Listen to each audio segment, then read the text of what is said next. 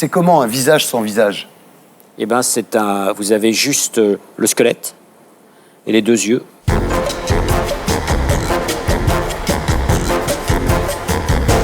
Nous accueillons le professeur Laurent Lantieri. Bonsoir.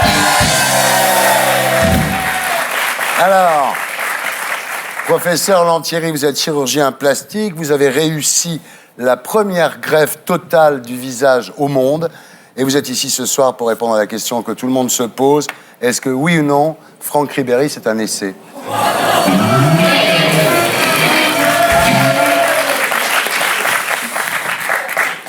Et les Bogdanov?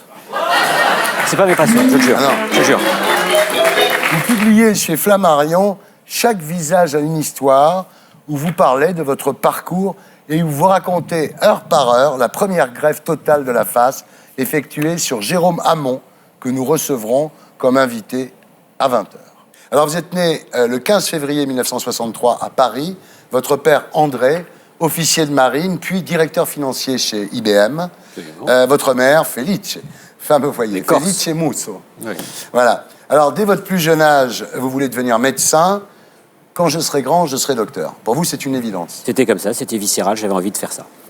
Mais votre illumination viendra lors de votre 4e année de cursus à l'hôpital Boucicaut dans le 15e, quand vous rencontrez le professeur Villain, le créateur de SOS Main, l'un des pionniers de la chirurgie reconstructrice.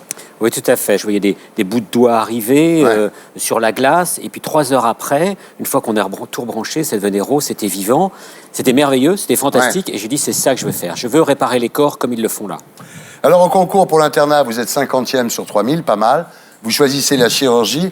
Et après quelques hôpitaux parisiens, vous partez, vous perfectionnez aux États-Unis. Oui, aller à l'extérieur m'a permis de revenir et de prendre du recul par rapport à tout ce qui se passait. J'ai passé 1 an dans une ville qui s'appelle St. Louis, à la jonction du Mississippi et du Missouri. C'est au milieu de nulle part, il n'y a rien à y faire, si ce n'est qu'il y a une grande université américaine. Et quand vous allez voir le doyen de l'université, vous voyez tous les prix Nobel qui sont passés par là. C'est une expérience extrêmement importante. Le problème, c'est que juste avant de partir, vous rencontrez Dominique. C'est pas un problème. Bah, si, c'est un problème, parce que comme elle n'a pas de visa, vous êtes obligé de l'épouser quand même. Eh oui. Et vous êtes toujours ensemble? Eh ben oui. Bah, tout va bien. Alors, au retour, vous entrez à l'hôpital Henri Mondor de Créteil, où vous resterez jusqu'à lundi dernier. Oui. Et désormais, vous êtes à l'hôpital européen Georges Pompidou. Oui, absolument. Alors, en 2002, à 39 ans, vous êtes nommé professeur de médecine et vous commencez à multiplier les greffes partielles, notamment sur des patients ayant tenté de se suicider par les armes. Oui, c'est malheureusement une pathologie rare, mais qui laisse des dégâts absolument catastrophiques. C'est de la recherche clinique, c'est-à-dire que le patient n'est pas l'objet de notre recherche, il est le sujet de la recherche. Ouais. C'est lui qui choisit « je veux y aller » avec un environnement médical, un environnement, bien sûr, des techniques chirurgicales, immunologiques, du personnel, et puis aussi un environnement psychiatrique pour l'accompagner. Ouais. En 2005, les professeurs Duvauchel et Dubernard vous doublent sur le poteau et réalisent la première greffe de la face au monde sur Isabelle Dinoir. Vous leur aviez fait parvenir vos protocoles de recherche et ceux de votre équipe. Il y a une polémique dans les médias. Ah, je pense qu'ils ne sont pas très bien comportés, mais je dirais que ça a été une blessure, profonde. Pas tellement, par avoir été doublé, parce qu'on veut toujours être le premier dans la vie, voilà. Ouais. Mais c'est surtout la manière dont ça s'était passé, tout ça ne convenait pas exactement comme je voulais le faire. Et puis surtout, j'avais des craintes de pas pouvoir recommencer derrière. Ouais. Et puis, en fait, je suis allé jusqu'au bout, j'ai continué à me battre, à vouloir faire ces greffes, et j'en ai fait plus que n'importe qui au monde. Vous avez réussi la première greffe de face totale, c'est-à-dire celle qui comprend les paupières et le système lacrymal. Absolument, et que ces paupières fonctionnent. Voilà. Alors, le récit que vous faites de cette greffe dans votre livre est absolument époustouflant. Votre patient, Jérôme Hamon, donc, que nous recevrons, est atteint de neurofibromatose ou la maladie de Recklinghausen. Alors vous le prononcez bien, c'est bien. Oui, c'est horrible parce que non seulement ça vous transforme en Elephant Man, mais en plus on fait des fautes d'orthographe quand on écrit le nom de sa maladie, quoi. Alors Jérôme est en attente depuis 6 mois de cette greffe de face quand le donneur est signalé à Lyon. Et à 1h du matin, dans la nuit du 26 au 27 juin 2010, vous partez pour prélever la face. Absolument.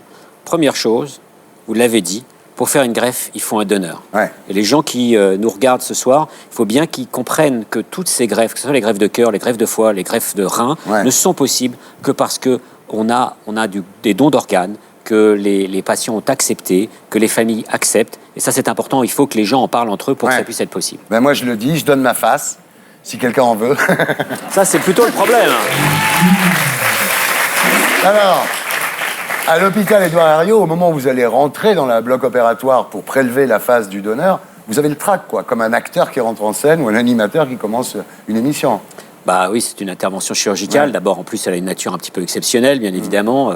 Il y a toujours des impondérables, des aléas. C'était quand même parmi les premières que l'on faisait. C'est très difficile. Mais chaque fois qu'on rentre au bloc opératoire, il y a un instant, un petit peu de concentration, qui est au moment où on se lave les mains. C'est au moment où on repense dans sa tête comment devrait se dérouler l'intervention. Pendant cette intervention, contrairement à d'habitude, vous ne parlez pas avec les autres chirurgiens. Oui, d'habitude, dans une intervention chirurgicale, il y a beaucoup d'automatisme. Et fort heureusement, parce que sinon, on ne tiendrait pas.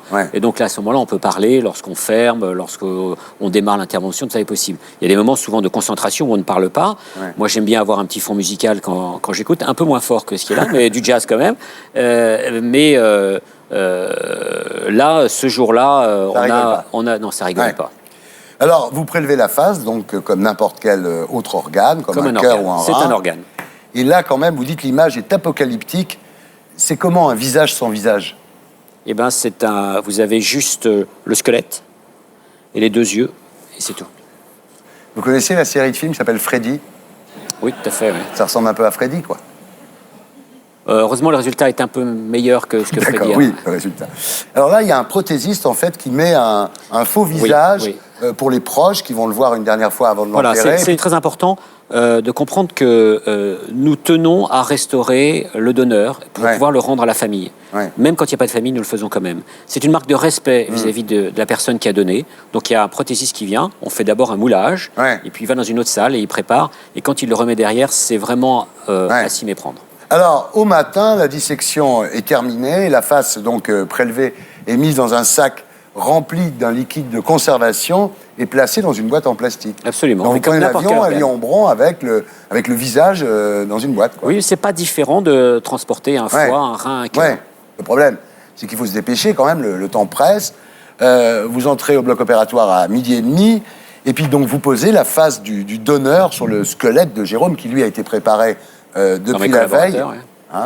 Et alors, ce qui est extraordinaire, vous rebranchez l'artère, et à ce moment-là, les veines se gonflent de sang, le visage revient à la vie et reprend des couleurs. Ça doit être un moment magique. Cet instant-là, j'ai pu sentir ce que Barnard avait ressenti quand il a fait sa première greffe cardiaque, quand le cœur est reparti. C'est un peu la même chose. On voit une surface d'une blancheur cadavérique que l'on pose, on rebranche l'artère, et puis d'un seul coup, ça se recolore, on se dit, ça y est, la vie est là. C'est génial.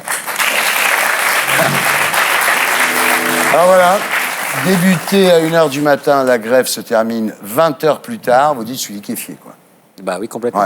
Prenez des trucs. Faudrait demander à Yannick Noah, peut-être qu'il a des trucs pour moi. Non, rien du tout. Non. Alors, 48 heures plus tard, la mère de Jérôme arrive à l'hôpital, elle entre dans la chambre, elle dit « Oh, c'est magnifique !» Et ce qui est encore plus touchant, c'est qu'elle dit « On le reconnaît !» C'est tout à fait fascinant parce que le visage était gonflé, on ne pouvait même pas voir ses yeux, il était très différent de tout ce qu'il avait été, il pouvait difficilement parler parce qu'il avait une canule, il ne pouvait pas parler. Et là, la mère s'exprime comme ça. C'était vraiment l'expression de l'amour de la mère. Oui, parce que c'est ni l'ancien visage de Jérôme, et pour cause, ni le visage du donneur, parce qu'il est sur un squelette différent. Donc c'est un visage unique, en fait. On essaye, en faisant ces greffes, de sortir de l'anormalité chez des patients qui ont des déformations ou qui ont des séquelles d'un traumatisme, pour les remettre dans la normalité le plus possible, même s'il y a des défauts, même si ça ne bouge pas tout à fait, pour qu'ils puissent avoir une vie sociale. Alors, quand Jérôme accepte de se voir, c'est pas tout de suite, il est toujours incapable de parler ou de sourire, et pour vous montrer sa joie et son soulagement, il fait comme ça. Mais tous les patients, d'ailleurs, ont fait ça, parce que tous ont une canule. Et c'était un geste de tous les patients. Les 7 que j'ai fait ont tous fait ça. Alors, quand une greffe est réussie, c'est quand le patient doit dire « Bonjour, vous êtes qui ?» en se voyant dans la glace, quoi. Ce qui était intéressant, c'est quand il se regarde dans la glace, ce que me disait surtout Pascal, le premier que j'ai fait, très rapidement, il rêve de lui-même avec son nouveau visage. Ah oui, c'est bizarre. Et donc, ils oublient complètement l'ancien. Donc, ils se l'approprient comme ça. C'est extraordinaire. Alors, 3 semaines après la greffe, Jérôme commence à parler. 1 mois après la greffe, il est autorisé à partir en week-end. Oui. Génial. Et c'est vrai qu'il a essayé de partir sans vous payer en disant que c'était pas lui. Non, il y a eu un problème. Il y a eu un problème, c'est que la Sécu voulait pas payer son transport. Ah oui. Donc c'est il a pris le extraordinaire. train comme tout le Oui, monde. voilà. En vérité, Jérôme parlera de la greffe comme l'expression ultime de l'humanisme. Oui, j'ai découvert d'ailleurs mon patient à cette occasion, la manière dont il s'exprimait plus après. Et j'ai trouvé ça vraiment une formule qui était tout à fait extraordinaire. Alors, nous retrouverons Jérôme, le premier greffé total de la face, à 20h. Et pour être sûr de ne rien rater de Inarditube, abonnez-vous et mettez un pouce bleu.